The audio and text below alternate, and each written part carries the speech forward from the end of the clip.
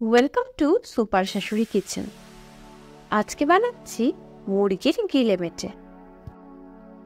গিলেমেটে বা লিভার স্টোমাচ একে বলা হয়। আমরা বাঙালিরা প্রত্যেকে কম বেশি এই গিলেমেটে কথাটার সঙ্গে পরিচিত। এগুলো মুরগির ভেতরের অঙ্গ। মুরগির ভেতরের অঙ্গ হলেও মুরগির মাংসের থেকে এর স্বাদ ভিন্ন, আরও বেশি মজাদার। প্রথমে দেখাবো গিলেমেটে।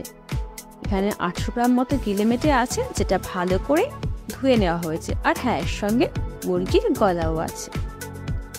মেটে আমি রান্নায় খুব একটা ব্যবহার করব না, তবে মেটে কিভাবে রান্না করলে আষ্টে গন্ধ বা রান্না আপনার কালো হবে না, সেই ট্রিক্সটাও আজকে বলবো। সাথে থাকুন আর দেখতে থাকুন রেসিপিটা। গিলেগুলো আমি অর্ধেক করে নিয়েছি। গোটা গোটা গিলে খুব একটা পছন্দসই ব্যাপার লাগে না। এই সব কিছু হচ্ছে রান্নার উপকরণ, অর্থাৎ আলু, পেঁয়াজ, রসুন, টমেটো। রসুনের খোসা ছাড়িয়ে এবং পেঁয়াজ, আলু এগুলো কেটে নেওয়া হয়েছে। এবার আসি মেটের ব্যবস্থা করতে। মুরগির পেটে লিভার তরকারিতে দিলে একটা গন্ধ করে। এবার সেই গন্ধটা আর হবে না কিভাবে, সেটাই দেখাচ্ছি। প্রথমে একটা পাত্রে জল দিয়ে আপনি গ্যাসে বসিয়ে দিন এবং সেই জলে আপনি লিভারগুলোকে দিয়ে দেন। এবার এর মধ্যে আপনি দিয়ে দিন কয়েক কোয়া তেঁতুল। তেঁতুলটা একদম, যদি বাড়িতে তেঁতুল না থাকে সেক্ষেত্রে লেবু বা ভিনিগার ইউজ করতে পারেন। এবার 3 থেকে 4 মিনিট আপনি যদি এটা দিয়ে ফুটিয়ে নেন, ব্যাস, আর কোনো ভয় নেই। আপনি দেখবেন মেটে থেকে কিছু কালো কালো পদার্থ বেরিয়ে আসছে এবং আপনার মেটেটা সাদা হয়ে আসছে। এই পর্যায়ে আপনি মেটেটাকে ঠান্ডা জলে একবার ধুয়ে সাইড করে রেখে দিন। এবার কড়াইতে তেল দেব এবং ভেজে নেব আলুগুলো।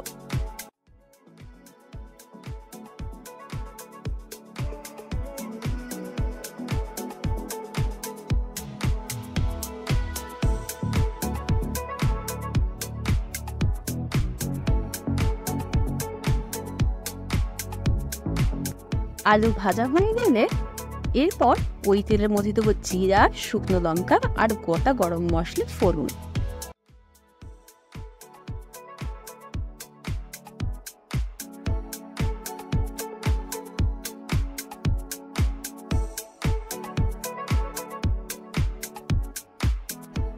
আমি ঝিরি ঝিরি করে পেঁয়াজগুলো কেটে রেখেছি, সেগুলো এবার দিয়ে দেবো।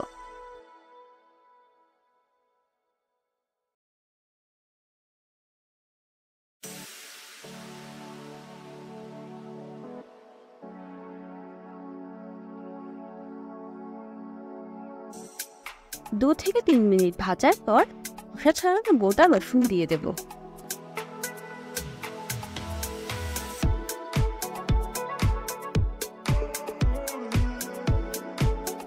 পেঁয়াজটাকে নরম করার জন্য দেব নুন আর হলুদ।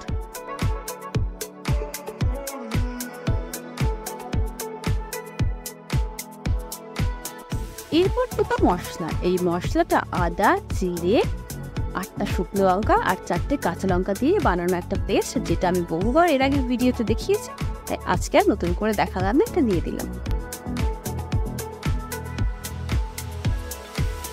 এবার পেঁয়াজ শুদ্ধ এই মশলাটাকে মিডিয়াম ফ্লেমে 5 থেকে 6 মিনিট কষাতে হবে।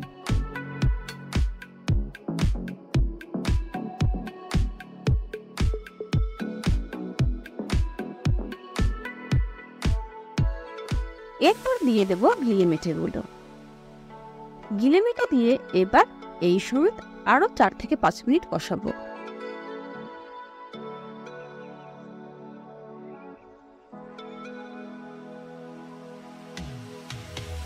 এরপর ব্যবহার করছি নুন, হলুদ।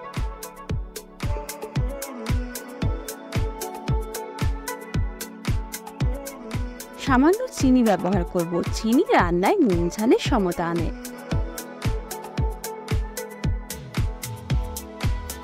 দিয়ে দিচ্ছি একটা বড় সাইজের গোটা টমেটো, যেটা 4 ফালি করে নিয়েছি।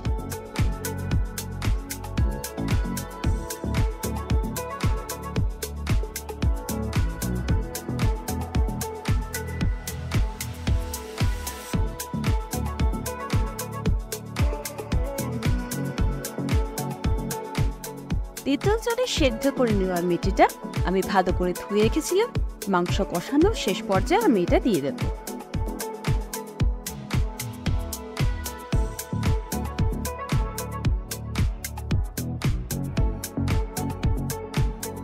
দিয়ে দিচ্ছি একটা বড় সাইজের গোটা টমেটো, যেটা 4 ফালি করে নিয়েছি।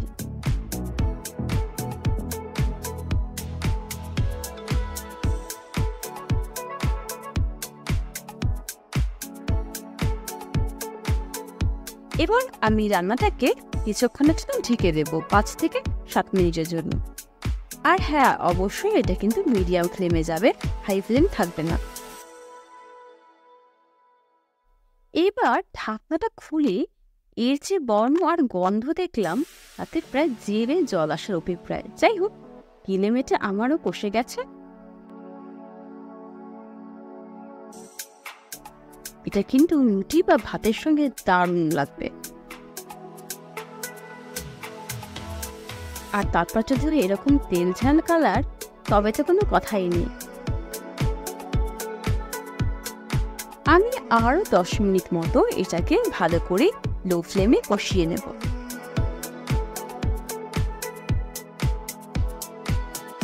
মনে রাখবেন, আপনার গিলেমেটে হোক বা মাংস, এটাকে যত আপনি অল্প আছে যতবার কষাতে পারবেন, যদি লেগে যায় সামান্য একটু জল দিয়ে আবার কষাবেন, আপনার মাংস যত কষা হবে আপনার মাংস তত টেস্ট হবে। এবং এই কথাটি গিলেমেটের সঙ্গেও একইভাবে প্রযোজ্য।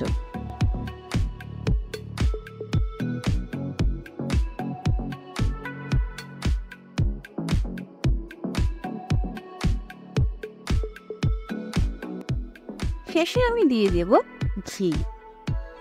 ঘিটা দেওয়া আবশ্যক। এরপর আমি ব্যবহার করব গরম মশলা। গরম মশলা সব জায়গা দিয়ে ছড়িয়ে দেব। ব্যাস, আজকের মতো তৈরি এক থাল ভালোবাসা।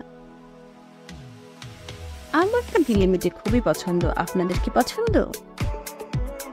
যদি পছন্দ না হয়, বাড়িতে একবার এভাবে বানিয়ে খেয়ে দেখুন। আশা করছি আপনারা অসন্তুষ্ট হবেন না।